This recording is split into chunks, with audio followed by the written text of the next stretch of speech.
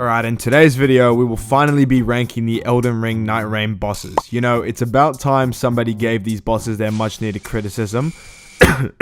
Small disclaimer, since there is hundreds, and I mean hundreds of bosses to go through, I will only be ranking the Night bosses, the Night Lords, and the Strong Field bosses. Specifically the ones that can spawn in multiple places and aren't event locked. So without further ado, let's get into it. Alright, so starting off, we've got Ulcerated Tree Spirit. Next up, Tibia. Now, look, to be honest with you, I haven't versed Tibia enough to have a genuine opinion on it. I versed it a fair amount in the normal Elden Ring game. I always thought Sebastian was the most annoying fucking thing ever when he would just start Kamehameha me in the middle of my run, you know, killing my horse with his elite level aim.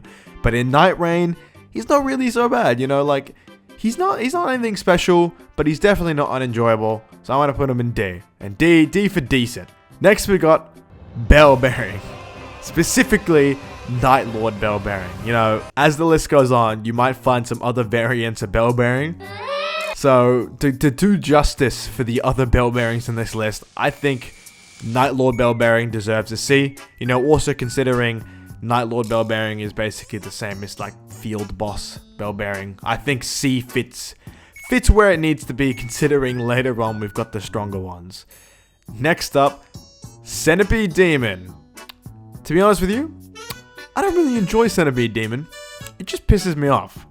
You know, when I was versing it as I on whatever the reason I was playing I, this shit pissed me off, I can't lie. I was just spamming my goddamn R1 button until my fingers started hurting.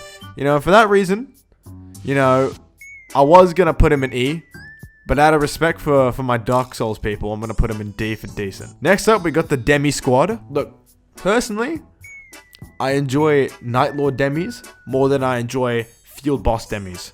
Because Field Boss Demis just gets shift up. He's just a rune farmer for the end of the night.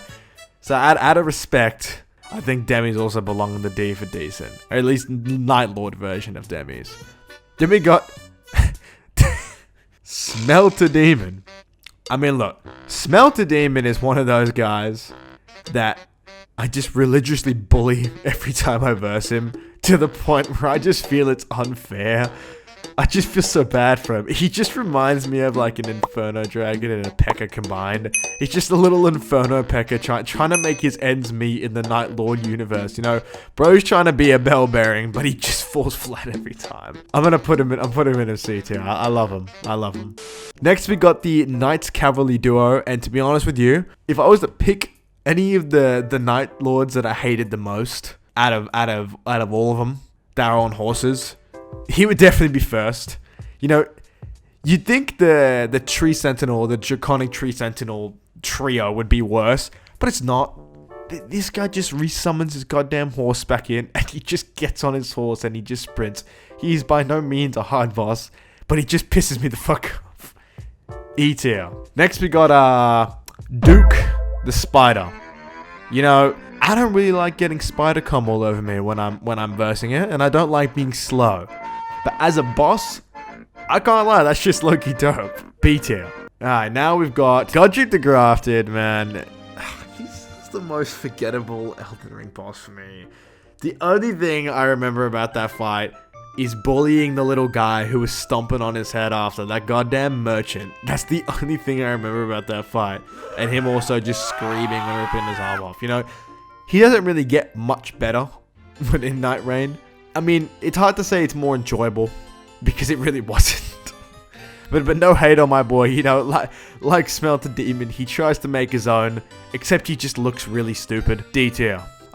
Gaping Dragon. Now look, Gaping Dragon, I can't escape the memes. I can't escape it. And I can't take it seriously. And overall, this guy low-key pisses me off as well. He just be there. He's a placeholder boss, you know.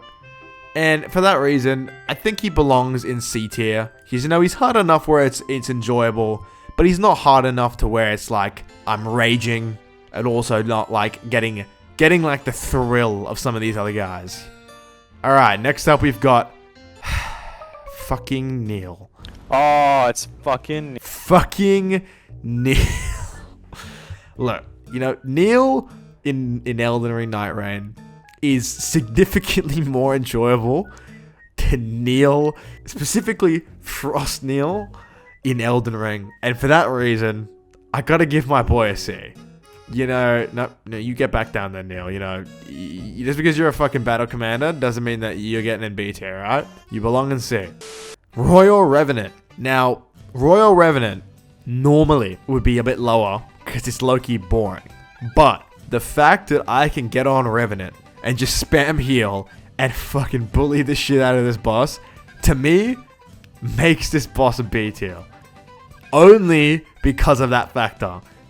That was probably the most enjoyable fun I had in the entire playthrough, was having Royal Revenant getting fucking bodied by some healing spells.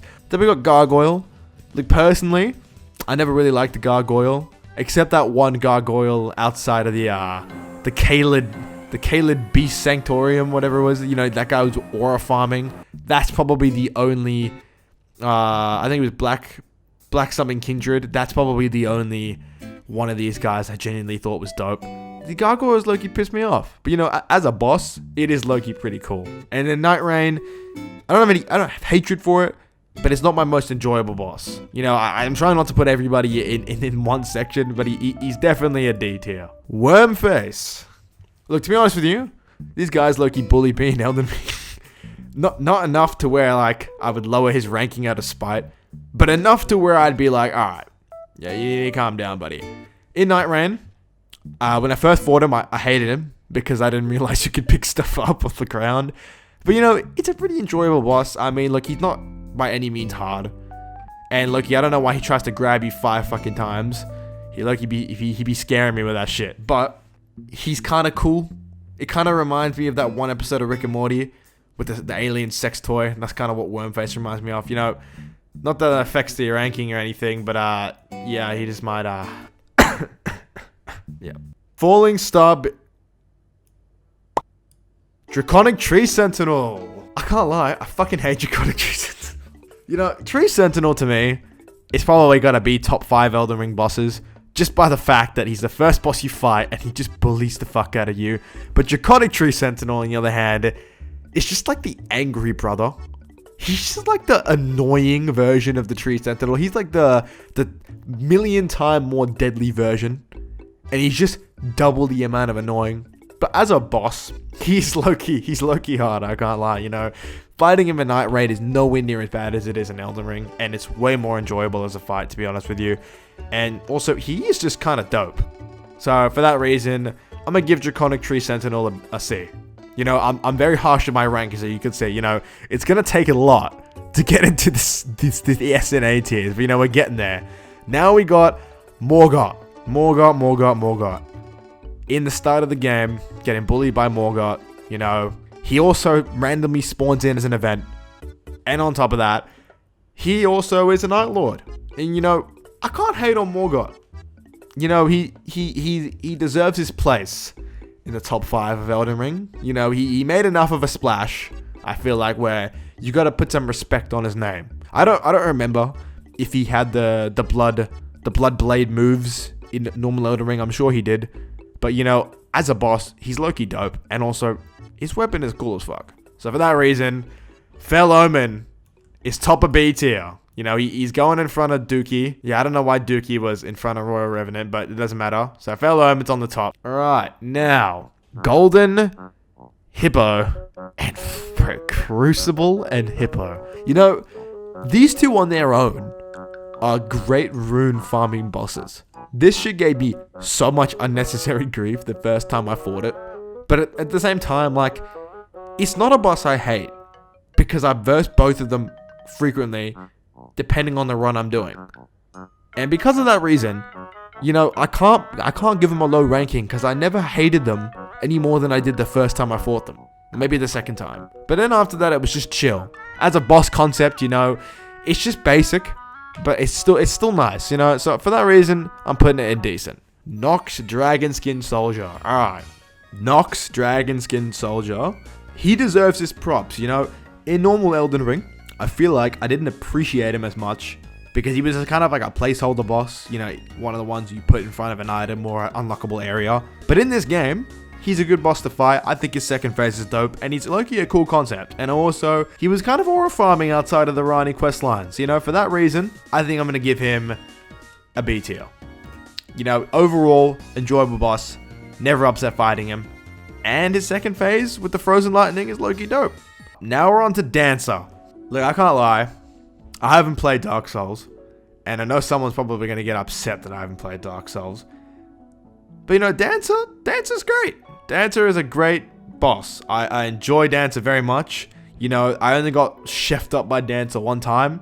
And you know, for that reason, I think Dancer is an A tier. Yeah, I know. We have one boss in the A tier. And it's just a dope boss. It's not too hard. It's very cinematic. It's engaging. And Loki, you can get fucked up by Dancer pretty quick. Now we're on to Tree Sentinel. Now look, I've got love for normal Tree Sentinel, hatred for other Tree Sentinel.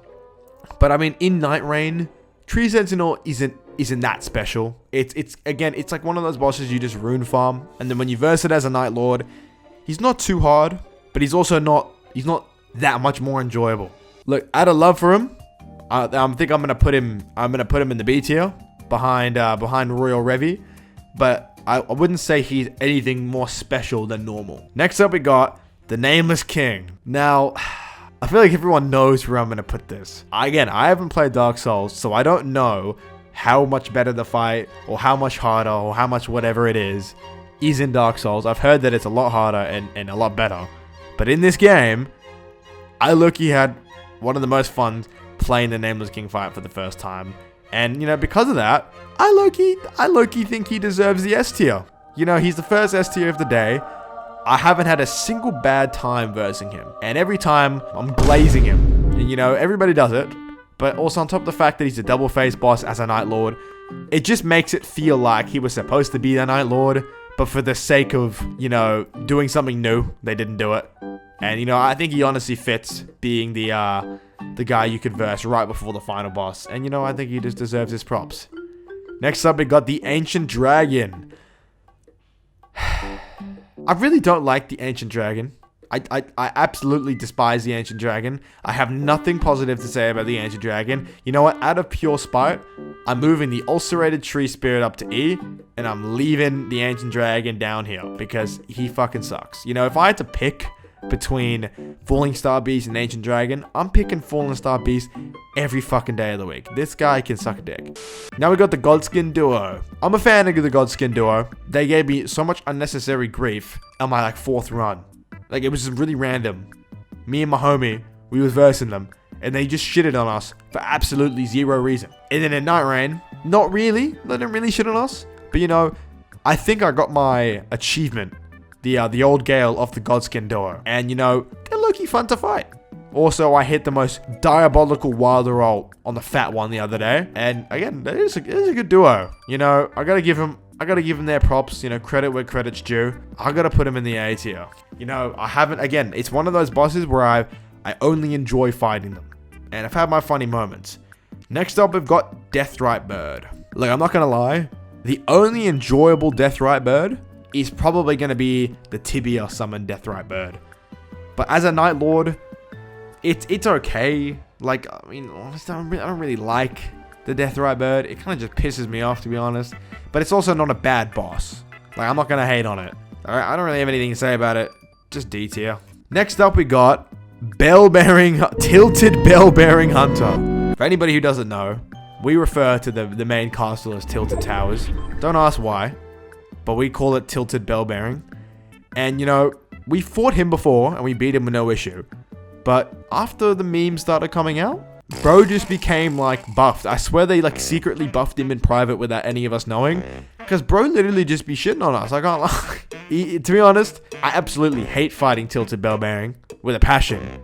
But the fact that he is, like, the most strong boss for absolutely no reason, and on top of that, he's just probably my favorite meme out of Night Reign. I gotta put him in the S tier. You know, I feel it's only fair. He earns his rep next to the Nameless King. And to be honest, I really hope in some world they decide to make tilted bell-bearing hunter a Night Lord for like April Fools or some shit. Because I think that would be fucking diabolical doing a bell-bearing final boss fight. Anyway, next up we've got the Great Worm. I love standing Magma Worm so much more than normal Magma Worm. I just think his little run is just the most goofy looking thing ever. It's fucking adorable. And he just uses less fire. You know, he's more of a hands-on type of guy. And I respect that. B tier. Alright, moving on. We're up to the Night Lords now. Starting off with Gladius. Now, I can't lie. I look, you fuck with Gladius, you know? I'm a fan of Ninetales. I'm a fan of the fox motherfuckers. And a fox, or wolf, whatever you want to call them, with a big-ass chainsword is one of the coolest things I've ever seen in my life. And, you know, he's not hard enough to where it's too much of a challenge, but he's also not easy if you try to cheese him. You know, if you try to cheese it, no, maybe not cheese it, but if you try to like beat him in a unorthodox way, so to say, he will fuck you up. And I gotta respect it. You know, being on a team with a Duchess and a Revenant, you really realize how OP this guy can be. You know, A tier, Adele, Baron and Knight.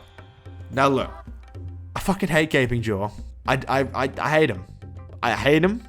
He sucks. I can't lie. His Everdark is so much better than his normal. And if we were ranking Everdarks, despite my hatred for him, I would have put him in an A. But because he's actually like my second least, or maybe even least favorite Night Lord, gotta put him in like C tier. It's not that he's a bad boss, I just didn't enjoy fighting him. His Everdark version, of course, is higher. And unfortunately, I'm not doing the Everdark in this video just because there's only half of them out at the time of this recording. But I mean, look, his newer version is probably second best Night Lord Sovereign, but he's just without his second form and his Tornado shit, he's just C tier. Next we got Caligo. I had a really bad experience with Caligo.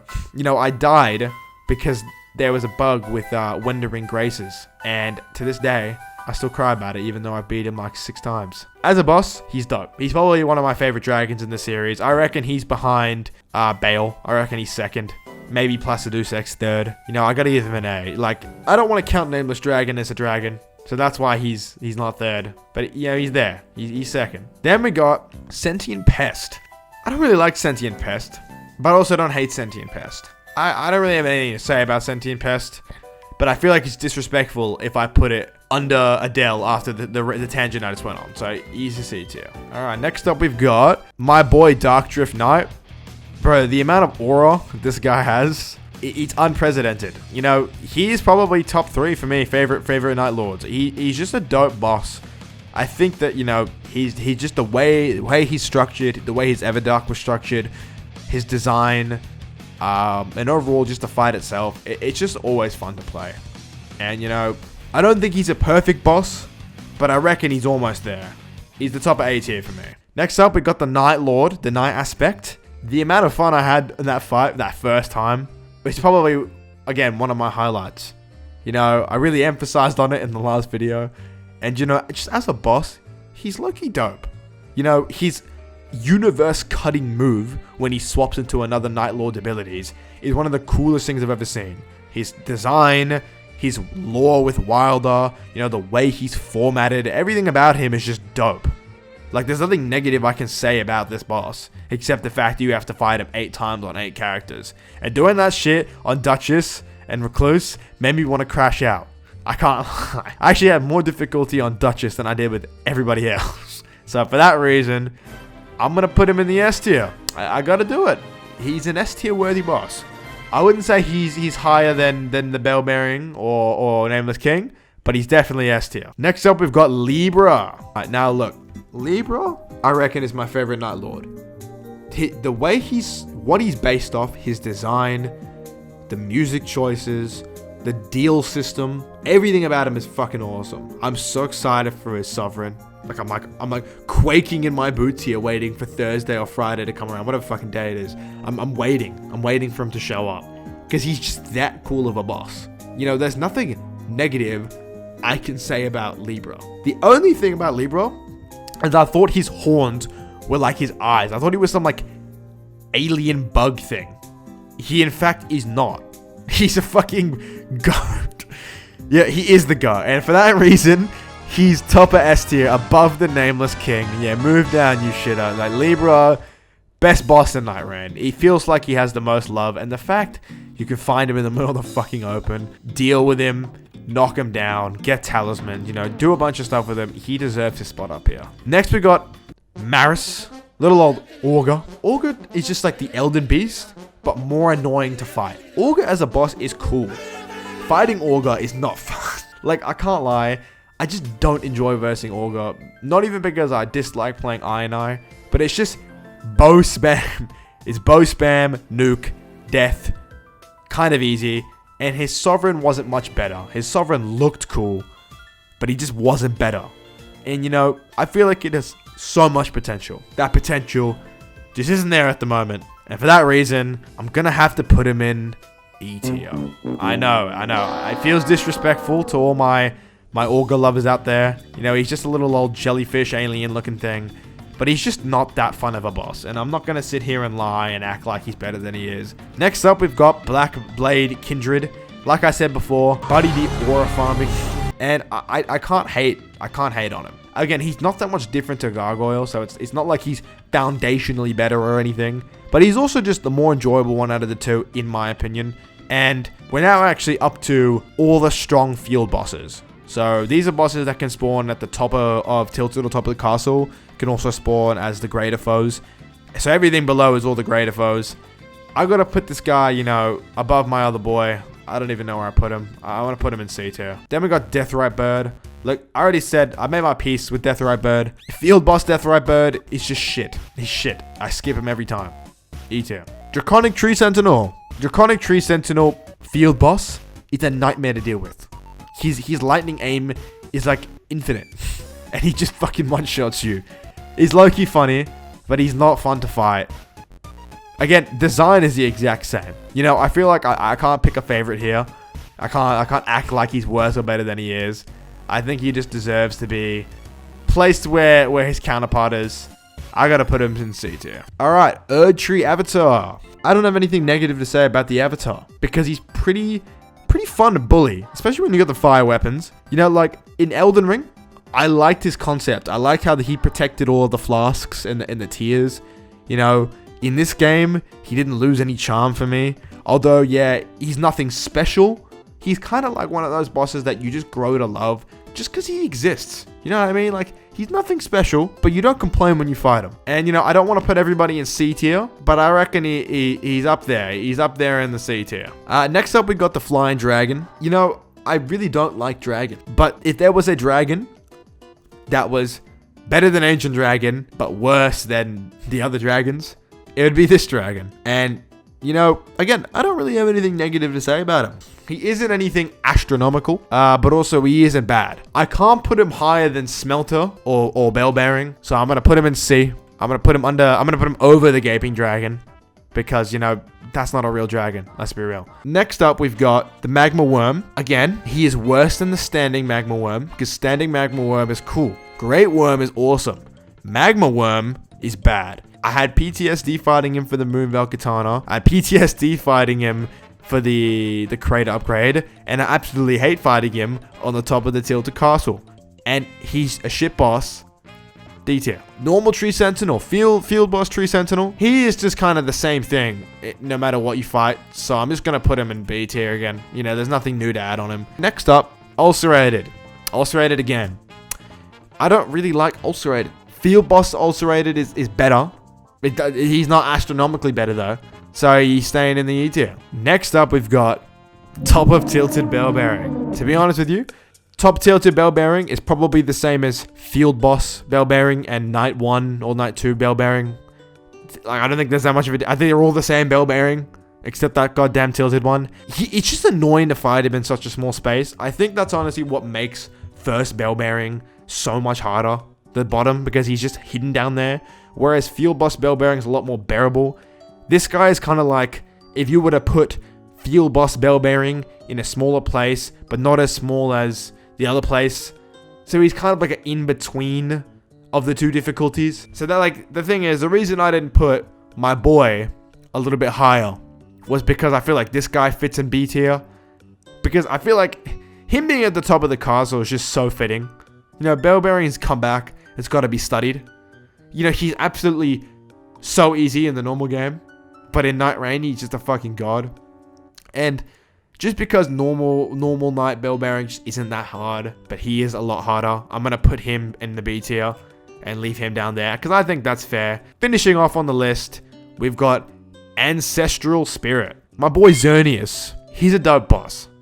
I like fighting him. He's not too hard. I like him as a field boss. I like him as a top of the tilted boss. He doesn't give me grief.